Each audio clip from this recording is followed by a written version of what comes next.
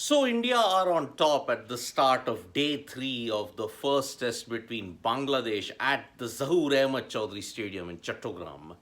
A fantastic bowling display from the Indian cricket team combined with some valuable contributions from the tail ensured that India ended day 2 in firm control of this first test match. Remember, India were actually they did not have a good start, losing 3 wickets for 48 before a superb partnership between Shreyas Iyer and Cheteshwar Pujara. But it was Ravichandran Ashwin and Kuldeep Yadav with the bat that ensured India at least went past 400. With the ball, Mohammad Siraj and Kuldeep Yadav showed their class. Kuldeep Yadav, in particular, superb spell of bowling. He had tremendous amount of turn, grip, bounce, pace, and Siraj with his hostility ensured that Bangladesh's top order were absolutely left floundering. Siraj's 3 wickets combined with Kuldeep Yadav's 4 wickets have ensured that Bangladesh have a mountain to climb. 271 runs, that is what Bangladesh are trailing by, and they need a further 72 runs to avoid the follow on. Now, even if there are some contributions from Mehdi Hassan and Ibadat Hussain on day 3, will India enforce the follow on? That is the big question that everybody is asking. Looking at the current situation and looking at the pitch, it may not be a bad idea to enforce the follow on, because if you look at KL Rahul's captaincy in this test match, especially on day 2, it was very, very refreshing and proactive. He had a slip, he had an unconventional second slip, short leg, and silly point every single time the likes of Aksar, Ashwin, and Kuldeep Yadav bowled. So it was very, very refreshing to see KL Rahul go on the attack right from the outset.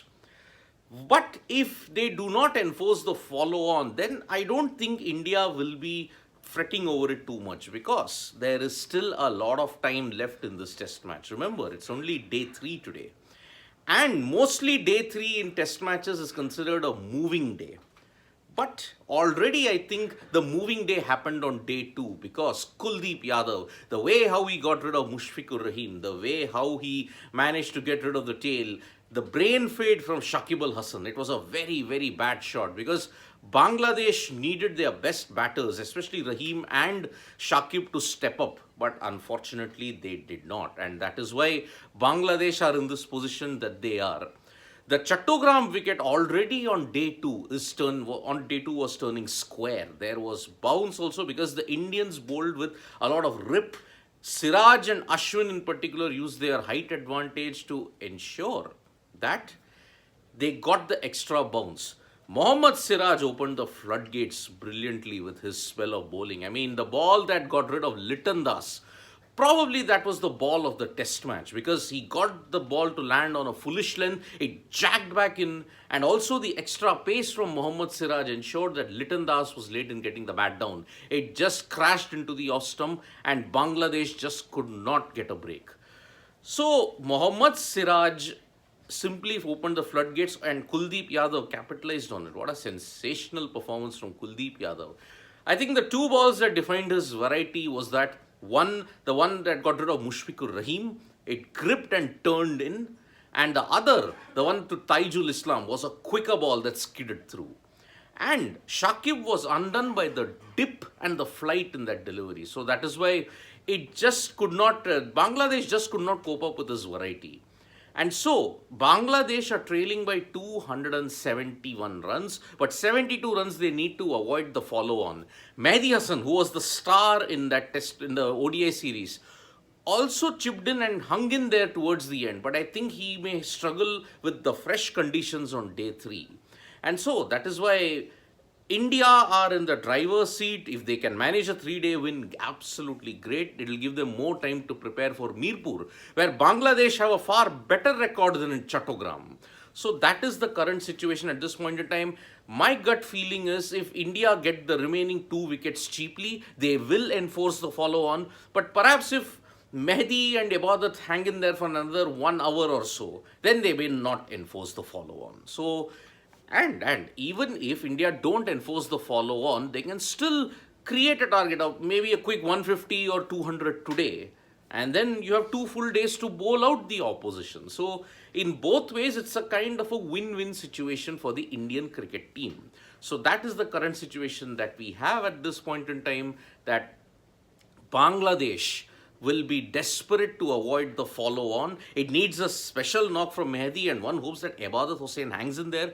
But yet again, with Aksar, Kuldeep, Siraj on top of their game, it is going to be a very, very tough proposition indeed.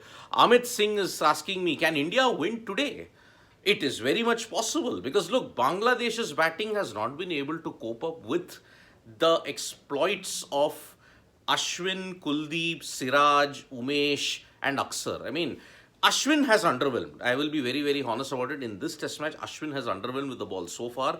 But maybe in the fourth innings, he can get his redemption. But the star has been Kuldeep. His left arm variations have been too good to handle. And Aksar, very, very unlucky to not get wickets because he was bowling very accurately. The one that Mehdi Hassan played inside the line, it was the ball just missed the off stump. He was that close to getting a wicket. So India can win the test match today itself, but I think Bangladesh could show better application. My best estimation could be the fourth day on the second session if the trend continues. If Bangladesh collapse spectacularly again, then yes, why not? It can be done today itself. Does this pitch get a demerit point? Varun Parvatneni is asking me. See, it is very, very dodgy. It depends on the judgment of the officials as to what is considered a very poor pitch. I mean, the last poor rating that was given to a pitch which I can recollect was Melbourne in 2017 when there was a dull, turgid draw in the Ashes. But the Rawalpindi pitch, surprisingly, which was a road, it was given just a below average rating. It all depends on the judgmental call of the ICC officials, but I don't think this will be given a poor rating because look, pitches in the Asian subcontinent do tend to wear out quicker than before. I mean, yes, there have been instances when Nagpur, the India-South Africa match, the Nagpur test was given a poor rating, which raised a lot of anger in the BCCI. But was the Ahmedabad pitch given poor when England were bowled out for 112 and 81 and India also struggled in those conditions? I don't think this pitch will get a demerit point. I think it's a typical Zahoor Ahmed Chaudhary Stadium wicket in Chattogram. The batsmen just couldn't apply themselves. I mean, India managed 404. Bangladesh, their home conditions, knowing that factor, why couldn't they have done it? So that is why it is very, very important to analyze that Bangladesh played poorly rather than India gifting them early wickets or just scoring runs freely. It's not a road of a wicket. Let me just tell you that. This Zahoor Ahmed Chaudhary Stadium wicket is not a road of a wicket. So it is a challenging wicket. I don't think you will get a demerit point because of that. And Manikant Reddy is asking me about Siraj. I don't see, there's nothing called as hate or like or love or any of these kind of things. See, in T20 and white ball cricket in the IPL prior to the T20 World Cup, Mohammad Siraj did struggle. But in the New Zealand series, he was fantastic. And in the test match arena especially, he has been supreme. From England, all the way till now, it has been Mohammad Siraj who has been setting up great passages of play for the Indian cricket team, and full credit to him. I mean, he is one of the most promising and upcoming bowlers that is there. That is the main reason why.